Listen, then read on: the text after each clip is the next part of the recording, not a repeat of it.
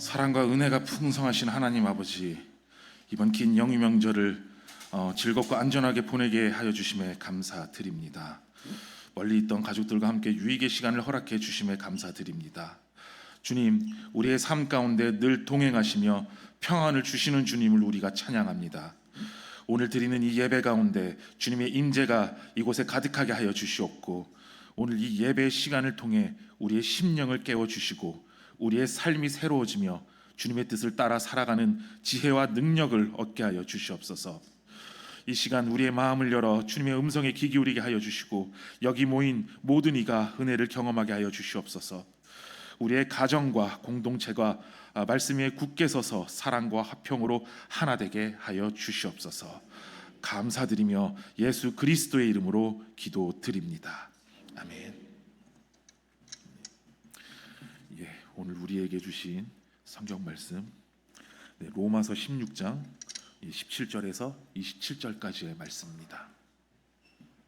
로마서 16장 17절에서 27절까지의 말씀입니다. 저희 한 절씩 교독하도록 하겠습니다. 형제들아, 내가 너희를 권하노니 너희가 배운 교훈을 거슬러 분쟁을 일으키거나 거치게 하는 자들을 살피고 그들에게서 떠나라. 우리 주 그리스도를 섬기지 않고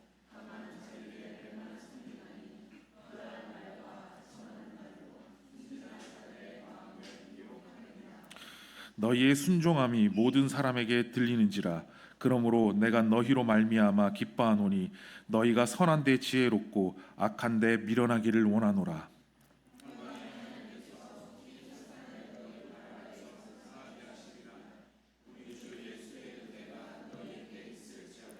나의 동역자 디모데와 나의 친척 누기오와 야손과 소시비도가 너희에게 문안하니라.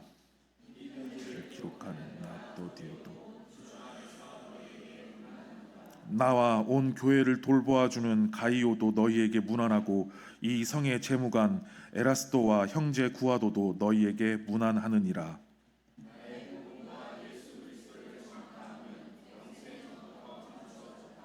이제는 나타내신 바 되었으며 영원하신 하나님의 명을 따라 선지자들의 글로 말미암아 모든 민족이 믿어 순종하게 하시려고 알게 하신 바 그 신비의 계시를 따라 된 것이니, 이 복음으로 너희를 능히 견고하게 하실 지혜로우신 하나님께 예수 그리스도로 말미암아 영광이 세세 무궁하도록 있을지어다. 아멘. 여러분, 이 로마서는 사도 바울이 직접 나서서 개척하지 않았던 그런 교회에 보내는 편지였습니다. 이 로마서에는 예수 그리스도의 대속의 죽음을 통해서 하나님의 구원하시는 의의가 드러나는 그 복음이 유대인과 이방인을 포함해서 죄인된 모든 인간에게 해당한다는 사실을 선포하고 있습니다. 로마 교회는 바울이 아니라 사도행전 2장에서 보이는 바와 같이 로마로부터 온 나그네, 곧 유대인과 유대교에 들어온 사람들, 이 사람들이 오순절 성령 감림을 체험한 그리스도인이 되어서 다시 로마로 돌아와 교회를 개척했다고 볼 수가 있습니다. 바울은 다양한 종류의 사람들이 모여있던 이 로마 교회에 여러 해 전부터 방문하기를 원했던 것으로 보입니다. 오늘 우리가 본 이 성경 구절은 이러한 로마 교회 교인들에게 보낸 그 편지의 마지막 부분입니다. 여러분 혹시 기억에 편지를 써봤던 기억이 있으십니까? 예전에는 저희가 좀 편지를 좀 자주 썼던 것 같아요. 요즘은 손편지를 그렇게 많이 쓰는 분위기는 아닌 것 같은데요. 통신수단이 지금보다 열악했던 불과 한 20년 전만 해도 우리는 꽤나 손편지를 자주 써서 주고받았던 그런 기억들이 있습니다. 편지를 보내는 종류도 참 여러 가지였던 것 같아요. 어떻게 알았는지 서로 만난 적 없었던 사람과 편지를 주고받는 그런 펜팔 문화도 있었습니다. 그리고 참 앞에서 내가 저 사람의 눈동자를 보고는 말하기 힘든 그런 내 마음속에 깊은 곳의 그런 감정의 이야기라든가, 아니면 중요한 일에 대한 답변을 기다리는 편지, 이런 편지를 많이 썼던 것 같아요. 학창 시절에는 어떤 동경하는 연예인이나 유명 인사에게 쓰는 팬레터도 있었고, 그리고 우리 남자분들께서는 특히 군대에서 예, 군대에서 밖에 있는 사람들과 이제 편지를 주고받는 일, 이게 밖에 있는 사람들한테는 별거 아닌 것 같지만 정말 군생활 중 그 가장 큰 기쁨 중 하나였습니다. 네. 편지에는 보내는 사람의 의도에 따라서 칭찬이 있을 수도 있습니다. 아니면 잘못을 추궁하는 내용이나 격한 감정을 쏟아내기도 합니다. 네. 제가 그 고등학교 때 저희 이제 70이 넘으셨던 저희 외할머니께서 저에게 격한 감정을 담아서 그 먼 인천에서 장장 7장에 달하는 편지를 저한테 보냈던 기억이 아직도 눈에 선한데요. 그 어린 나이에서도 그 편지를 읽는 내내 한 번도 인사도 안 드리고 그랬던 그 사춘기의 제 모습에 역정이 나셨던 그 할머니의 모습이 아직도 선합니다. 그렇게 우리는 할머니께서는 아마 제 앞에서 그렇게 말씀을 하기가 힘드셨겠죠. 그렇게 격한 감정을 쏟아내는 그런 편지도 있었습니다. 그리고 또한 어떠한 가르침을 적는 편지도 있죠. 그 교훈을 담아서 편지를 보내기도 합니다. 자, 바울의 서신에는 어떤 내용들이 있었을까요? 바울은 로마서에 자신의 복음의 그 핵심을 담아서 가르치면서 실천적인 부분을 권면하고요, 또 칭찬도 하고 서로 무난할 것을 말하고 있습니다. 바울은 이 편지를 마무리 지으면서 갱그레아의 여집사 베베를 추천하는 글과 자신과 가까운 그 친분 관계부터 시작해서 여러 사람들에게 문안을 하고 있습니다. 이렇게 훈훈한 분위기로 문안을 하고 있는 와중에 오늘 우리가 본 이제 17절에서 다소 좀 분위기가 좀 바뀌는데요. 17절에 다소 분위기가 바뀌면서 이 바울이 이 서신을 끝마치기도 전에 분명하고도 직접적인 어조로 경고를 하고 있습니다. 17절 말씀인데요. 형제들아, 내가 너희를 권하노니 너희가 배운 교훈을 거슬러 분쟁을 일으키거나 거치게 하는 자들을 살피고 그들에게서 떠나라. 네. 이 말은 그 로마 교회 성도들에게 지금까지 배운 복음의 진리를 다시 한번 상기시켜 줌과 동시에 그리고 진리에 대적하는 존재가 있다라는 것을 이야기하고 있습니다. 여기서 이야기하는 너희가 배운 그 교훈이라는 것은 로마서 1장부터 바울이 계속해서 이야기를 하고 있었던 복음입니다. 1장 17절에 오직 의인은 믿음으로 말미암아 살리라. 즉 믿음으로만 의롭게 된다는 것입니다. 여러분, 인간은 자신의 어떤 행위나 율법으로 의롭게 되는 것이 아닙니다. 믿음을 통해서 누구나 의롭다라고 칭함을 얻을 수 있게 되는 것입니다. 이 바울은 이 가르침을 통해서 여기서 그치지 않고 더 나아가서 믿음이 어떻게 삶으로 나타나야 하는가를 강조하고 있습니다. 간단하게 말씀을 드리자면 의를 입은 자로서 그 걸맞은 행함이 삶 속에 있어야 한다고 가르치고 있습니다. 그런데 오늘 이 17절 말씀에서 이러한 사실을 왜곡하고 분쟁을 불러일으키는 이단들이 있다는 것입니다. 그런 이단들을 살펴보고 떠나라라고 말을 하고 있는 것입니다. 왜 그래야 할까요? 왜 살피고 떠나야 할까요? 먼저 신앙의 진리를 왜곡해서 분쟁을 일으키는 그런 자들은 성도들을 실족하게 하기 때문입니다. 어떤 복음의 진리보다 자기 자신의 철학을 주장을 하면서 성도들의 마음에 의심을 불러일으키고 교회 안에 불화의 씨를 심는 자들입니다. 여러분, 그렇게 이단들은 성도들의 분열을 조장합니다. 그렇게 교회의 연합을 깨트릴 뿐만 아니라 성도들의 영혼 또한 치명적인 죽음의 함정으로 빠지게 할 그 가능성이 상당히 큽니다. 자, 이들의 특징으로 18절에서 그들은 다만 자기들의 배만 섬긴다라고 하고 있습니다. 세상적이고 탐욕적이라는 것입니다. 여러분, 이들의 배후에는 하나님 나라를 대적하는 공중의 권세 잡은 자, 즉 사탄의 세력이 숨어 있습니다. 이때 당시에는 찝어보자면은 성도들의 분열을 조장하는 이들이 이제 골로새서에 나타나는 영지주의자, 아니면 유대교적 열심분자들, 이런 세력들이라고 이제 볼 수가 있습니다. 왜냐하면 그 유대교적 열심분자들은 항상 율법과 그 복음을 혼합해서 사도들을 대적하고 교회를 어지럽히는 그런 세력으로 복음 진리를 어지럽혔습니다. 이런 이단들이나 어떤 여기에서 얘기하는 거짓 교사들의 경우에는 우리가 기독교 역사에서 보면은 계속해서 쉼없이 끊임없이 등장을 했고 등장을 하고 있습니다. 잘못된 가치관으로 사람들을 흔들고, 그리고 또 특징이 탐욕적이라는 거예요. 탐욕적이다 보니까 더 많은 사람들을 끌어들이기 위해서 별의별 수를 다 동원합니다. 특별히 극단적인 종말론을 앞세워서 공포심을 유발하기도 하죠. 그렇게 수많은 영혼들을 방황하게 하고 위험에 처하게 만들고 있습니다. 문득 어린 시절이 기억이 났습니다. 아마 기억하시는 분들도 계실 거예요.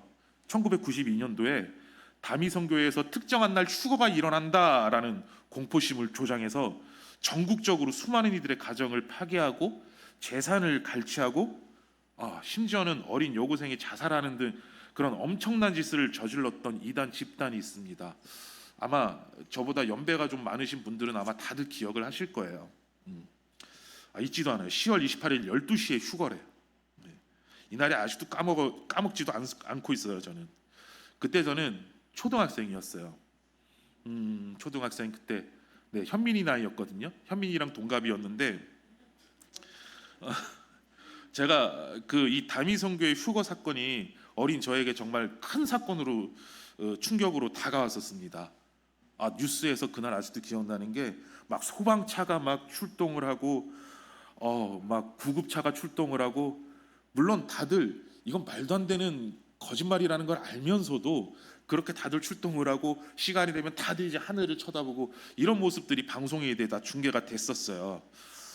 저는 어린 마음에 정말로 그게 이제 무서웠고, 그리고 물론 그때 이제 교회를 다니고 있었는데 그 누구도 그거에 대해서 안심을 주지 않았어요. 왜냐하면 다들 거짓말인 걸 알고 그냥 하나의 해프닝이라고 생각을 해서 그런지 모르겠는데 어린 저의 마음을 만져주지 않았습니다. 제가 참 그때 이제 제 방이 이제 요만한 골방이었는데 밤 12시에 이게 어떻게 해야 될까 불안불안하면서 라디오를 틀어놓고 있었던 기억이 나요. 아무것도 모르고 부모님은 이제 평온하게 이제 주무시고 계셨고 혼자 이게 불안에 떨면서 이게 오늘이 어떻게 넘어갈까. 근데 저는 12시가 되기 전에 잠이 들었습니다. 다음날 일어나 보니까 아무 일도 일어나지 않았어요.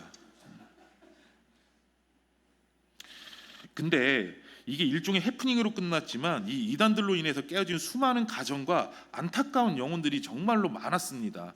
그 이후에 이제 후속 보도를 보는데 정말 가관이었어요. 아주 그냥 속은 사람들 자녀들을 데리고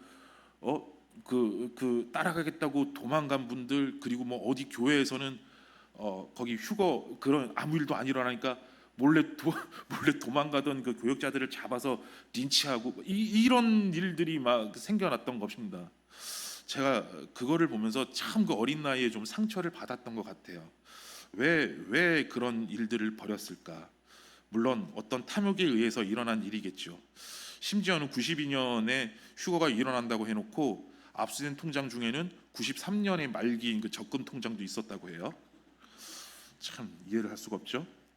이게 사람들을 끌어모으는 가능한 이유가 뭡니까? 먼저는 이런 이단들이 말을 잘한다는 겁니다. 말을 정말 잘한다는 거예요. 18절에 나와 있는 대로 교활한 말과 아첨하는 말로 순진한 이들을 꿰어낸다는 것입니다. 믿는 자들을 유혹하려고 하는 거죠. 이제 바울은 이런 세력들과 존재들로부터 살피고 떠나라라고 말을 합니다. 항상 눈을 부릅뜨고 지켜보고 그리고 떠나야 하는 것입니다. 그러니까 우리가 살면서 그 유혹을 받거나 이단들의 어떤 그 사탄의 힘으로 우리 마음을 혼돈하게 하고 정신 못 차리게 막 흔들 때 우리가 경계하고 떨쳐내기를 바울은 권면하고 있는 것입니다. 바울은 이 자신의 서신을 마무리하는 이 단계에서 로마 성도들에게 그들을 경계하라는 호소를 하지 않고는 그냥 넘길 수 없었던 모양입니다. 이때 당시 로마 교회는 명성도 있었습니다. 그리고 이방인 교회의 중심적인 위치이다 보니까 어떤 이단들의 공격 목표가 될 가능성을 크게 본 것이죠. 그러면서도 바울은 로마 교회 성도들이 이러한 거짓된 존재들로부터 잘 대처해 나갈 수 있을 거라고 확신을 하면서요, 너희가 선한데 지혜롭고 악한데 미련하기를 원하노라라고 당부를 합니다. 여러분, 성도들은 바울의 이 같은 권면에 따라서 앞서 말씀드렸던 이런 이단들과 같이 악하고 그릇된 교훈을 멀리하고 하나님 말씀에 철저하게 순종해야 됩니다. 그런데 여러분, 이 세상 풍조는 어떤가요? 완전히 정반대입니다. 예.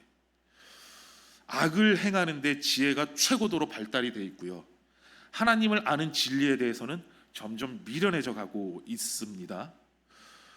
자, 이러한 상황에서 문제는 그리스도인들은 어떠한가 하는 점입니다. 과연 하나님을 사랑하고 그 사랑 안에 거하기 위해서 구별된 삶을 살고 있는가 하는 부분입니다. 순진하고 순수한 신앙을 지닌 그리스도인들이 점점 끊어지고 없어져 가는 게 아닐까라는 걱정이 듭니다. 여러분, 지금도 이단들은 아시다시피 넘쳐납니다. 사람을 신격화하고 잘못된 성경의 해석으로 재물의 욕심과 정욕에 휩싸인 채 순진한 영혼들을 먹잇감으로 노리는 세력들이 너무나도 많이 넘쳐납니다. 그리고 그들이 사람을 이끌어내는 이 방법, 그리고 그 사람들을 조교하는 수법, 이것이 시간이 갈수록 계속해서 진화되고 발전되어 갑니다. 지금은 이단을 분별하고 떨쳐낼 수 있는 지혜가 절실히 필요할 때입니다. 그 지혜를 위해서 간절히 우리는 기도를 해야 될 때입니다. 그리고 또한 공동체 내에서 만약에 분쟁이 있다면은 그 원인을 파악하고 이겨내야 할 텐데, 사람들이 모인 곳에는 항상 분쟁이 일어납니다. 왜 일어날까요? 왜 사람들이 모였다 하면 분쟁이 일어날까요? 가령 이단들처럼 작정하고 서로를 막 이간질하고 잘못된 성경 해석으로 사람들을 그렇게 깨어내는 경우 말고도 사람들이 모인 곳에는 언제나 분쟁의 위험이 있습니다. 우리가 살고 있는 세상을 보아도 분쟁 투성이 아닙니까? 이렇게 분쟁거리가 많다 보니까 사람 사이 간의 혐오감은 계속해서 커져만 가고 분쟁으로 인한 갈등은 계속해서 커져만 갑니다. 이 사회가 남녀 간의 갈등, 계층 간의 갈등, 인종 간의 갈등, 여야 간의 갈등은 말할 것도 없고요. 사실 이러한 분쟁으로 인한 갈등은 따지고 보면 우리 인간들은 각자 추구하는 바가 전부 다 다르기 때문일 겁니다. 다양한 생각 속에서 추구하는 바가 다 다르기 때문에 언제나 서로 이게 부딪힐 수밖에 없는 것이죠. 개인적인 이익과 사고방식, 선호하는 것, 사상 등이 전부 다 다르기 때문에 분쟁거리는 끝없이 나타나는 겁니다. 그러면 여러분, 사람은 왜 이렇게들 서로 다른 방향을 가는 걸까요? 그것은 인간은 나약하고 불완전한 존재이기 때문입니다. 인간은 불완전하고 썩어 없어질 것을 탐하는 존재이기 때문입니다. 여러분, 불변 진리에 하나님이 자리하지 않으시면 분쟁과 갈등은 인간 사회에서 없어지지 않습니다. 이러한 불완전한 사람들이 모여 있으니 그 옳고 그름의 그 판단 기준 자체가 여러 가지로 다니는 거예요. 흔들립니다. 그게 또 변해요. 이 사회의 특징이 이거죠. 내 말은 맞지만 네 말도 맞아. 내 말도 맞고 네 말도 맞아. 이거 어떻게 보면 서로를 배려하는 것 같아요. 그런 어조로 들립니다. 훈훈한 어조로 들릴 수가 있어요. 여차 잘못하면 나도 맞고 너도 맞다. 그런데 여러분, 이것이 진리를 무시한 너 좋고 나 좋고 식으로 나가다 보니까 어제는 죄악이었던 게 오늘은 개성이 되고, 지난날에 병들어 있던 것이 오늘날의 하나의 특징이라고 우겨지고 있습니다. 그런데 이러한 현상들이 사람들의 갈등을 조절하나요? 아니죠. 더 많은 분파가 생겨서 더 많은 분쟁과 다툼과 혐오를 야기합니다. 해결의 실마리가 보이지를 않는 거예요.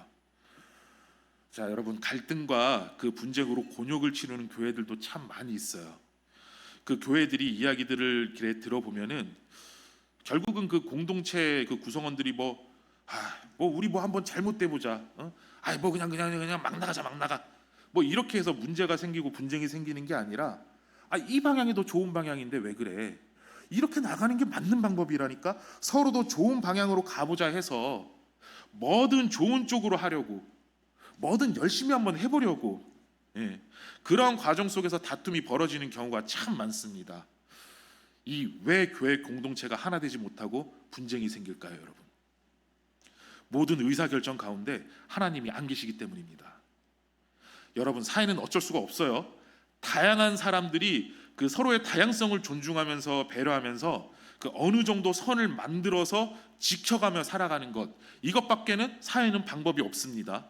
세상은 이것밖에 방법이 없어요. 그런데 그 선이 자꾸 흐려지니까 문제가 되는 거죠. 그런데 여러분, 교회는 달라요. 우리가 다양한 사람들이 모여 있지만 사회처럼 다양한 방향을 추구하고 나가는 집단이 아닙니다. 교회에 모인 성도들은 예수를 주로 시인하고 또 하나님께서 그를 죽은 자 가운데서 살리신 것을 마음에 믿기로 결심한 그런 사람들이 모인 공동체입니다. 그러니까 세상처럼 여러 가지를 가치로 삼는 것이 아니라 그 하나의 변하지 않는 진리만을 같은 목표로 삼고서 나아가는 그런 공동체라는 것입니다. 여러분, 그 진리가 만에 하나 조금이라도 퇴색이 되고 균열이 생기면은 사탄은 그 틈을 노리지 않고 공격을 하고 분쟁과 다툼을 야기하는 것입니다. 믿는 성도들의 교회는 서로가 의견을 나누고 방향을 모색할 때 사람적인 것, 세상적인 것을 가치로 두면 안 됩니다. 네 말도 맞고 그러니 내 말도 맞아라는 세상적 개념이 통해서는 안 됩니다. 오직 그것이 하나님의 뜻에 부합하는가, 하나님의 기쁨이 되는 것인가, 우리가 내리고 행하는 이 결정이 성경적인가, 이것을 기준으로 판단해야 되는 것입니다. 그 안에 분쟁과 갈등은 없습니다.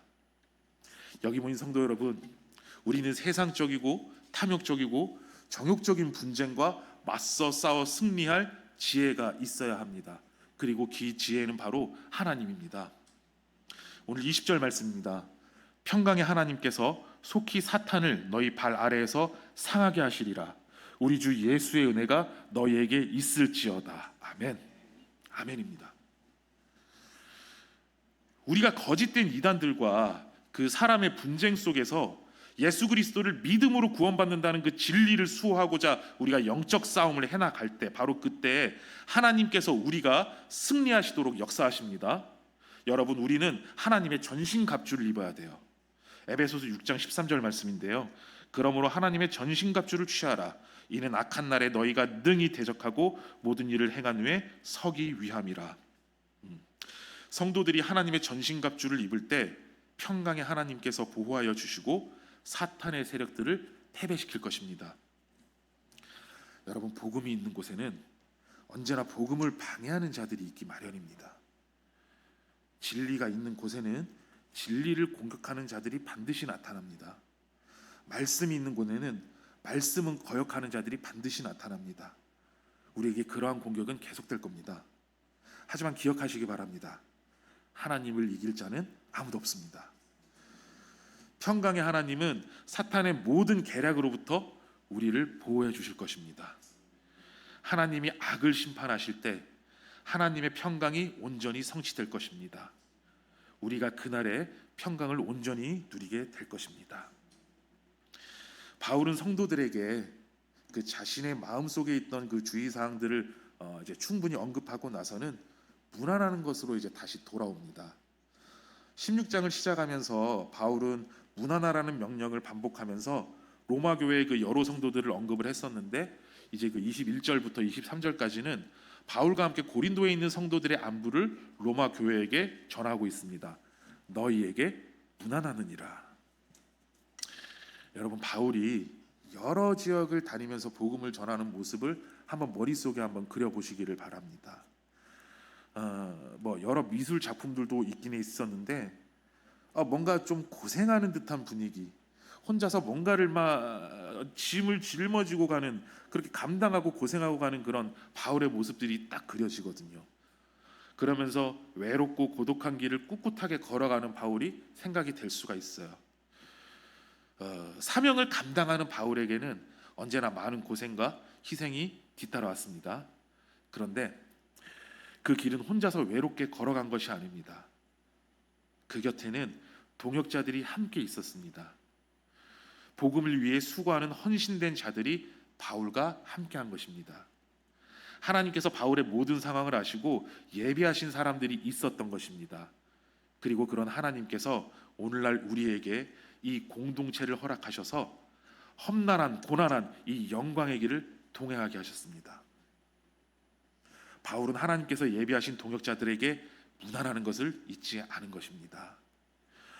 그리고 바울은 지혜로우신 하나님께 영광을 돌림으로 이 서신을 마무리하고 있어요. 놀라운 구원의 계획들을 신실하게 이루어 가시는 하나님의 지혜를 바울은 찬양하고 있는 것입니다. 25절에서 영세 전부터라는 표현이 나오는데요.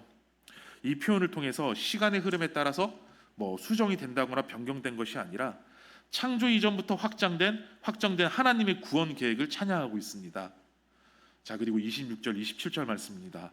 이제는 나타내신 바 되었으며 영원하신 하나님의 명을 따라 선지자들의 글로 말미암아 모든 민족이 믿어 순종하게 하시려고 알게 하신 바 그 신비의 계시를 따라 된 것이니 이 복음으로 너희를 능히 경고하실 지혜로우신 하나님께 예수 그리스도로 말미암아 영광이 세세 무궁하도록 있을지어다. 아멘.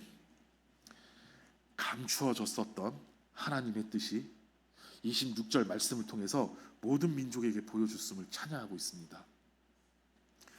사랑하는 성도 여러분, 복음을 바로 알고 그리고 바로 믿고 바로 순종하며 진리를 수호하는 그런 모든 영적 싸움 안에서 주님께서는 결코 우리를 그 자리에 홀로 내버려 두지 않으십니다. 주님께서 우리에게 승리를 주시고 온전한 그리스도인으로서 주님의 몸된 교회로 새로운 백성으로 견고하게 서게 하실 줄 믿습니다. 성도 여러분, 한 주간 살아가실 때도 이 은혜가 여러분과 함께 하시기를 소망합니다. 기도하겠습니다. 사랑과 은혜가 충만하신 하나님, 오늘 우리가 주님이 이루어 가시는 구원 계획을 기억하며 감사를 드립니다. 주님, 우리 이 공동체가 서로를 존중하고 세워주는 사랑의 공동체가 되게 하여 주시옵소서. 각자의 자리에서 충성스럽게 섬기며 서로를 위해 기도하고 격려하는 믿음의 동역자들이 되게 하시고 분열과 거짓된 가르침을 경계하라는 말씀처럼 우리 마음을 지키게 하여 주시고 항상 진리 위에 굳게 서서 주님의 뜻을 따르게 하소서. 무엇보다도 우리 주 예수 그리스도를 향한 순종과 헌신이 우리 삶의 중심이 되게 하시고 하나님께서 주시는 평강과 은혜가 우리의 가정과 교회 그리고 이 땅 가운데 충만하게 하여 주시옵소서. 모든 영광을 하나님께 올려드리며 예수 그리스도의 이름으로 기도드립니다. 아멘.